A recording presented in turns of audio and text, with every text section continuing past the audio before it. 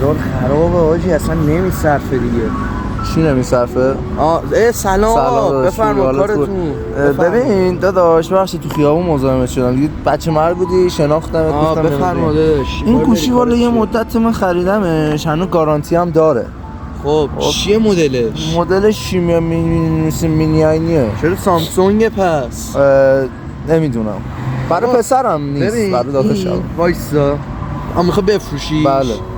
چند ور می‌داری؟ چند قیمت دادن؟ والا من خودم 8 تومن خریدم، هر جا میرم بهم قیمت میدن 8500 هم انگار میخرن چون گرون شده بخاطر 2500 برمی‌دارم. یکم زیاد بر نمی‌داری؟ اصلا نگاهش کردم ببین این خودش یه مشکل داره. این دفعه رو نگاه کنی این پایینه این سنگه بیا اینجا. به قرآن درست میشه. نه درست نمیشه. کارو نگاه کن. ببین اینا همه خودش. حالا با ما راه بیا یکم قیمت کمتر. نه بیشتر بردارم. چک دارم. حالا دور بزنم بیا. نه کجا می‌خوای بری؟ یه دور میزنم. نه وایس تو رو عوض یه دور.